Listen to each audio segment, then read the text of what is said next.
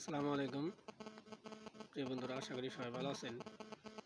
আমি আলহামদুলিল্লাহ ভালো আছি। বিষয় হচ্ছে যে এই যে কোপা আমেরিকার যে ফুটবল খেলা হচ্ছে, এখানে আজকে যে ব্রাজিল যে পারফরমেন্স করছে, তো আশানুরূপ পারফরমেন্স আমি আসলে দেখি নাই। উরুগুয়ের একটা লাল কার্ড খাওয়ার পরে 75 মিনিটে একটা লাল কার্ড খেয়েছিল, তারপরেও ব্রাজিলের ওইরকম আক্রমণ আমি দেখি নাই।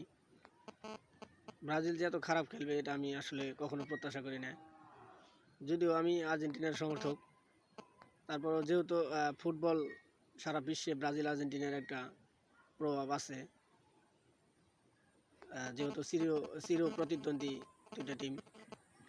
আর হচ্ছে আপনার যে যে কোপা আমেরিকায় যে ব্রাজিল এইরকম খেলা খেলবে, এর আগেও কিন্তু ব্রাজিল টিমটা অনেক শক্তিশালী ছিল,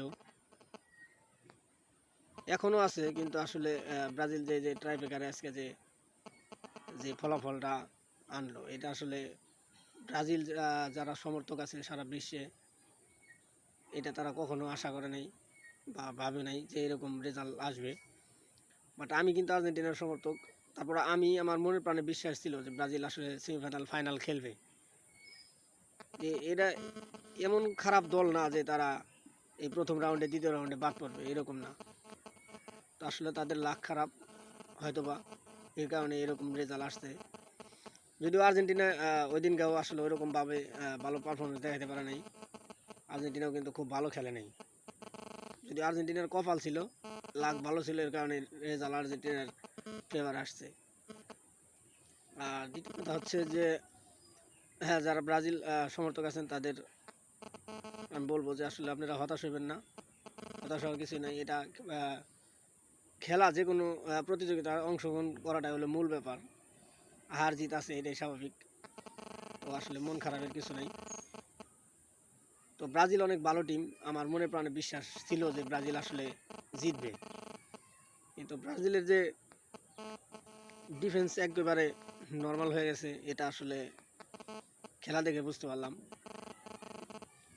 আর যেহেতু ব্রাজিলের সুপারস্টার নেইমার স্কোয়াডে নাই, নেইমার থাকলে হয়তো বা রেজাল্ট এরকম হতো না।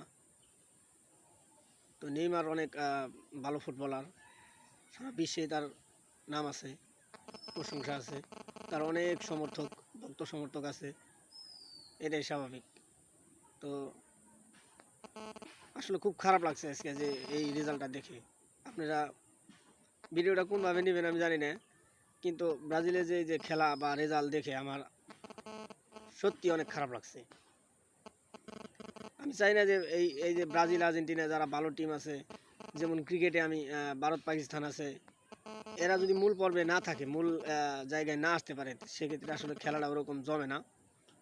তো এই যে দেখবেন এখন যেহেতু ব্রাজিল বাদ পড়ে গেছে আজকের খেলায়, তো সেহেতু দেখবেন এই যে ফুটবলের যে অন্তত বাংলাদেশে যে একটা আমেজ ছিল, সেই আমেজটা অনেক কমে গেছে এই আজকের পর থেকেই। যদি পারতো তাহলে দেখতেন ফেসবুকে নানান জায়গায় বা চার দোকানে বাজারঘাটে অনেক সমালোচনা হতো, তর্ক বিতর্ক হতো, এটাই মজা জাস্ট। এই আনন্দটা আসলে এখন আর ওরকম হবে না, কারণ যেহেতু ব্রাজিল এর ফলাফল খারাপ। তো যাই হোক, নেক্সট বিশ্বকাপ এবং এই কোপা আমেরিকার জন্য আর ব্রাজিলের জন্য শুভকামনা রইল, যেন তারা ঘুরে দাঁড়াতে পারে, এই প্রত্যাশা। আর ব্রাজিল ভক্ত সমর্থক যারা আছেন তাদেরকে আমি সমবেদনা জানাই। আসলে খেলার মধ্যে হার জিত আছে ভাই, মন খারাপের কিছু নেই। আমরা আর্জেন্টিনার যারা সমর্থক আছি তারা অনেকবার হারছি, চিলির সাথে টানা 2বার কোপা আমেরিকা হারছি, আপনার কোয়ার্টার ফাইনালে হারছি, আবার সেমিফাইনালে হারছি, তারপরে বিশ্বকাপে 14 বিশ্বকাপে আমরা হারলাম জার্মানির কাছে, আবার ফ্রান্সের কাছে আমরা হারলাম 18 বিশ্বকাপে। মনে করেন আমাদেরও অনেক বেদনা ভাই, আসলে এই বেদনার কথা বলে লাভ নাই। তো যাই হোক বন্ধুরা, ভিডিও অনেক লম্বা হয়ে যেতেছে। সবাই ভালো থাকবেন। আর ভক্ত সমর্থক যারা আছেন তারা সবাই বাই বাই, এটাই কিন্তু স্বাভাবিক, এটা কিন্তু কাছেরই সবাই।